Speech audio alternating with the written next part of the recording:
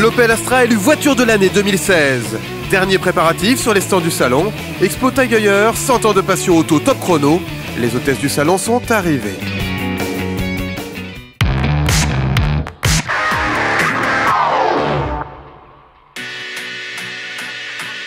L'Opel Astra est élue voiture de l'année 2016 en ouverture du salon de Genève. Une consécration pour Opel qui vient récompenser les efforts de renouvellement de sa gamme.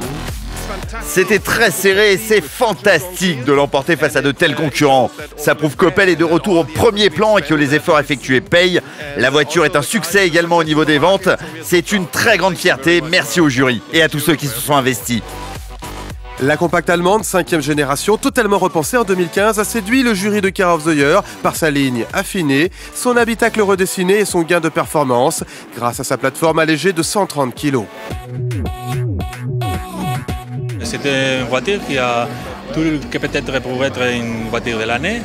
Il a des motorisations, il a des designs, des styles, et aussi il y a beaucoup d'espace. Il est léger et il est très spacieux. Il a également un nouveau moteur, le style est beaucoup plus élaboré. Et il a aussi quelques caractéristiques qui sont rares dans cette catégorie. Cette récompense valide la politique offensive d'Opel qui nous promet 29 nouveaux modèles d'ici 2020. Elle a clairement l'ADN Opel. Ce modèle, c'est l'émotion associée à la technologie et en plus il reste abordable. C'est une voiture qui a sa place dans la société. L'Astra succède à la Passat au palmarès Car of the Year. Elle s'impose devant le SUV Volvo XC90 et le mythique petit roadster Mazda MX-5 qui complète le podium.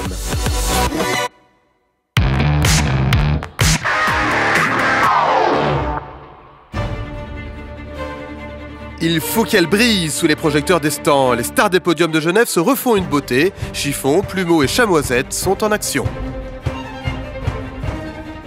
Nous devons faire ça tout le temps et même parfois durant la nuit. Les finitions, ça a consisté à installer les voitures, maintenant on les nettoie. Il faut que tout soit absolument impeccable pour le public et que ça ait une allure présentable. Je ne vous garantis pas qu'il n'y ait pas une seule poussière, mais en tout cas on va faire de notre mieux. Oui. À quelques heures de l'ouverture du salon, les mécaniques ont également droit à un check-up complet. Aucune panne ne sera tolérée face aux 10 000 journalistes. On vérifie la préparation des véhicules. On doit s'assurer que toutes les batteries sont bien enlevées pour qu'elles puissent fonctionner en mode showroom et que les gens puissent monter ou descendre des vitres, voir les phares allumés, etc. S'il le faut, ils travailleront toute la nuit pour que les 120 premières soient étincelantes. Dernier coup de pression, mais le plus gros est passé. Et voilà, ça se termine bien et on est content.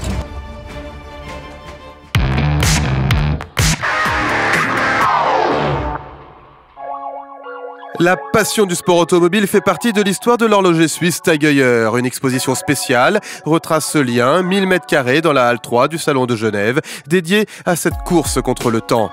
Tag Heuer inventa il y a 100 ans le premier chronographe au 1/100e de seconde. Un siècle plus tard, l'horloger est devenu le chronométreur officiel du championnat Formula E. Après des partenariats prestigieux avec la Scuderia Ferrari en F1, Steve McQueen aux 24 heures du Mans ou Ayrton Senna chez McLaren, 5 véhicules d'exception retracent cette histoire. Dont cette nouvelle F1 2016, Tag Heuer est le premier horloger à associer officiellement son nom à une écurie de Formule 1, la Red Bull Racing Tag Heuer, un événement à découvrir dans la halle 3 du salon.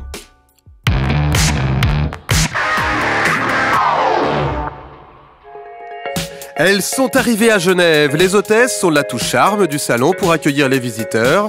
Claudia, 21 ans, vient de Londres. C'est sa première au salon de Genève, un choix par passion. Je suis très intéressée par les autos depuis petite. Et c'est parti pour une journée de préparation au rythme marathon. Première étape, le vestiaire et la découverte de sa tenue de travail très spéciale, une veste brodée en ceinture de sécurité. Mais c'est lourd. Puis la visite du stand où Claudia, émerveillée, va devoir sourire des centaines de fois. Plutôt excitée de démarrer le salon. Il y a vraiment de très belles autos et c'est avec plaisir que je vais accueillir le public à Genève. Passage incontournable entre les mains expertes de Lydie pour une séance make-up.